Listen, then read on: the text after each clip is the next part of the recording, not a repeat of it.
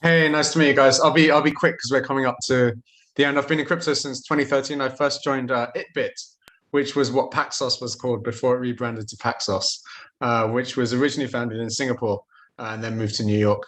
I spent some time in enterprise blockchain, a company called R3, which was a bit of a misadventure from a crypto perspective, but gave me some balance there.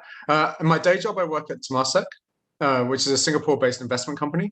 It's got a $280 billion balance sheet. And I lead our crypto investing efforts there.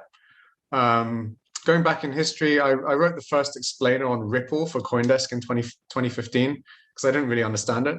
I still don't really. I started blogging on my blog, bitsonblocks.net, trying to explain this technology to new people.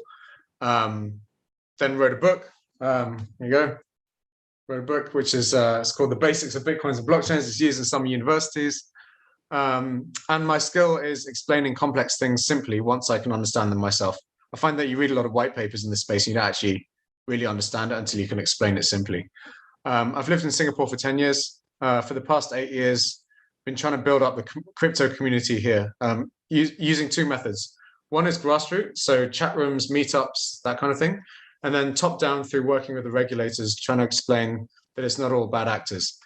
In terms of ruggings, like a couple of the people on the call got rugged in Mt. Gox, Bitfinex as well, but that was actually a positive rugging. If you converted your Bitfinex tokens to equity, you actually made money from that. And then Eminence, I guess, which was quite special because I think there was only an 8-hour window where you could actually ape into that before it got rugged. So if you weren't paying attention, you couldn't have got rugged in Eminence. Still farm a little bit, mainly on Solana now. Do some Steth via Yearn. In terms of being a Bull member, so I bring a slightly different lens to the others, I think. We've got a lot of people from crypto natives and crypto funds.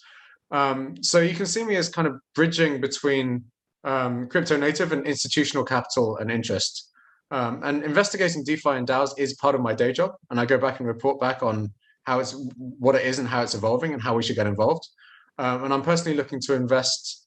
So institutionally, I'm looking to identify and work with projects to see how we can engage, right? Especially with our traditional portfolio companies, our existing companies, and see how we can bridge the crypto native economy with the kind of muggle boomer economy. We should actually be beneficial to everyone. So I'm excited to be considered as part of the Aladdin DAO. Thanks.